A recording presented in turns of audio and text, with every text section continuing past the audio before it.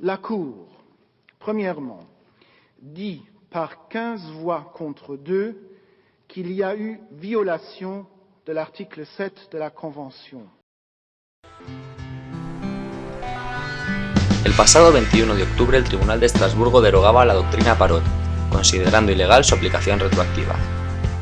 Esta decisión ha levantado una gran polémica en la sociedad española, pero ¿qué es exactamente la doctrina Parot?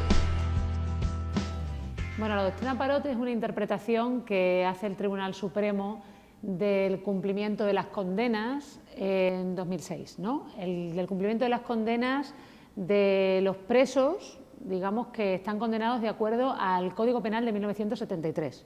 La doctrina Parot ha sido un expediente técnico, básicamente. Es un recurso que se intentó poner en pie para alargar la permanencia en prisión de los presos de ETA, fundamentalmente, aunque también, claro, otros condenados por penas o por delitos especialmente graves. Estas personas condenadas solamente pueden cumplir un máximo de 30 años de prisión y tienen unas reducciones de penas por trabajo y estudios que no pueden superar los 12 años. Estas reducciones de penas se aplican inicialmente sobre la totalidad, digamos, de la condena, en este caso los 30 años, y lo que hace la doctrina Parot es establecer que la reducción de penas se establecerá en función de la gravedad de los delitos, digamos, de manera individual para cada uno de los delitos, empezando por los delitos más graves. Es una medida adoptada por razón de Estado en un determinado momento de la lucha antiterrorista que tenía vicios de origen, el más grave de ellos el carácter retroactivo de una legislación penal, ¿no? Cuando la legislación penal debe ser aquella más favorable para el reo. Esto se traduce finalmente en que no hay, se desactiva completamente la cuestión de la redención de penas, es decir, no habrá en la práctica ninguna redención de penas.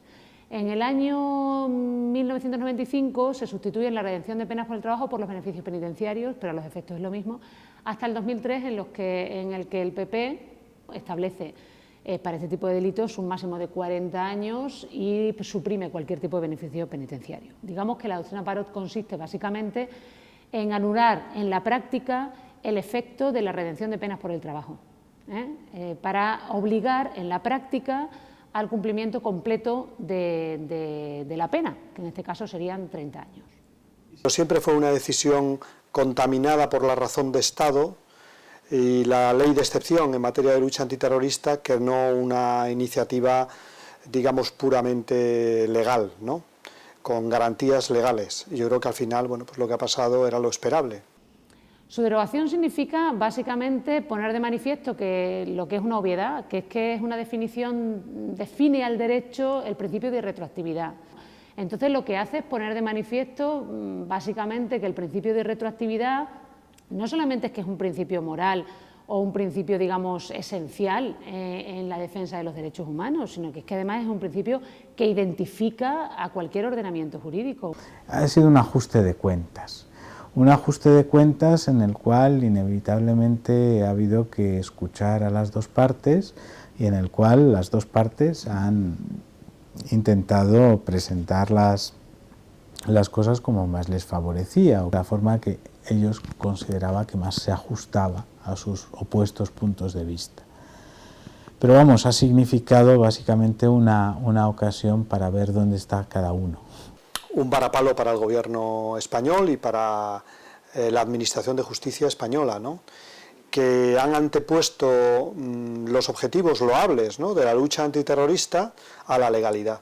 Y yo creo que eso es muy grave, porque la lucha antiterrorista en un Estado democrático debe atenerse escrupulosamente a la legalidad. Nosotros hemos caminado demasiado tiempo al borde de la legalidad y en la doctrina Parot nos hemos caído del lado de la ilegalidad, y es lo que nos ha dicho Europa, avergonzando al gobierno y avergonzando a las instituciones españolas. La derogación se ajusta perfectamente a derecho, por supuesto que sí. Pienso que la doctrina Parot, como también además pensaban algunos miembros del del Tribunal Supremo en el 2006, como Martín Pallín, por ejemplo, o Perfecto Andrés Ibáñez, que fueron magistrados del Tribunal Supremo que votaron en contra de la doctrina Parot. La doctrina Parot es una violación del principio de retroactividad de las normas y además de una violación claramente del derecho a la libertad, ¿no? La doctrina Parot era una chapuza, y era una chapuza porque las leyes eran, las normas sobre el cumplimiento de penas y sobre el cómputo de las penas eran suficientemente claras, y desde el punto de vista jurídico no había duda ninguna de que la doctrina Parot era un error, digamos. Estaba equivocada, no estaba justificada. La doctrina Parot ha sido derogada y nunca debió existir. Muchas voces han afirmado que la sentencia del Tribunal Europeo de Derechos Humanos influirá en la relación entre ETA y el Estado español. ¿Cuáles serán las consecuencias?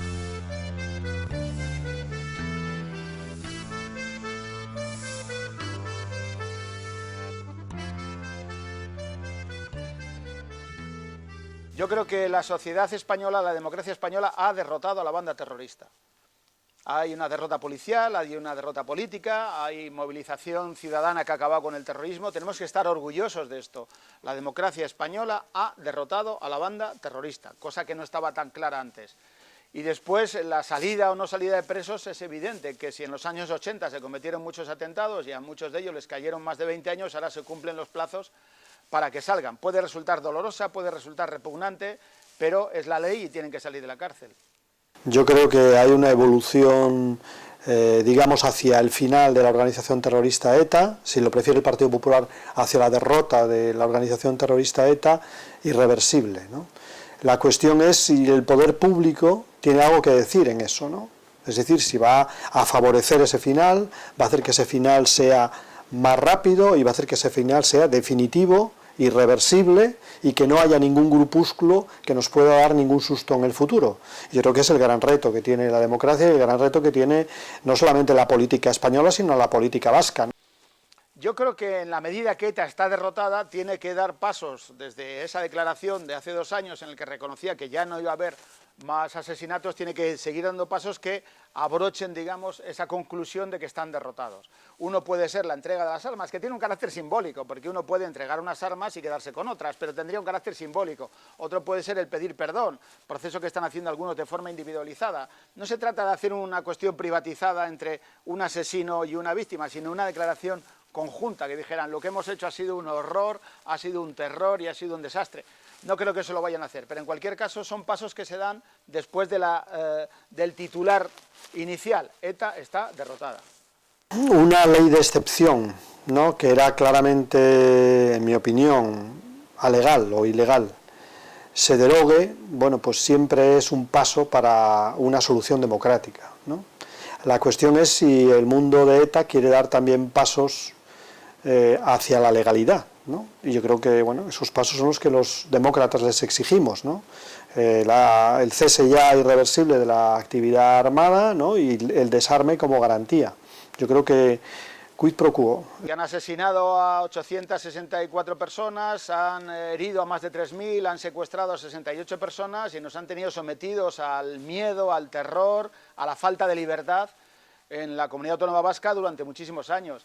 No deja de ser curioso que los que han sido los que más han atentado en democracia, porque ETA asesina más en democracia que en dictadura, lo cual, en fin, nos da bastante información de la catadura moral de la banda terrorista. No deja de ser curioso que estos criminales ahora pretendan agarrarse a los derechos humanos, pero de todas formas no es nuevo, lo han hecho siempre. El principal derecho humano es el derecho a la vida y desde luego a la libertad, y ellos nos han quitado la vida, nos han quitado la libertad. Creo que hay que explicarle a la gente que el fin de ETA tiene que tener lugar, que tiene que tener iniciativa política y que al mismo tiempo hay que acompañar y hay que apoyar a las víctimas, ¿no? Bueno, la paz, que es la libertad, la venimos conquistando desde hace años, ¿no? Yo diría que desde 1992, cuando se da el golpe a la dirección de la banda terrorista, a partir de ese momento empieza la derrota de ETA y en ese sentido podemos decir que empezamos a conquistar la libertad, que no es una cosa que se haga chascando los dedos, sino que es un proceso complejo y largo. Yo, si hubiera que hacer una reflexión final, es que frente a la doctrina y frente a la propaganda del gobierno de que han sido las leyes de excepción las que han acabado con ETA, yo le diría al gobierno que ha sido fundamentalmente la democracia y ha sido la pérdida de apoyos sociales la que ha acabado con la organización terrorista ETA, ¿no? Y por tanto que habrá que solucionar este problema definitivamente mediante más democracia, no mediante medidas de excepción, que han sido un error y en mi opinión han retrasado el fin de la violencia.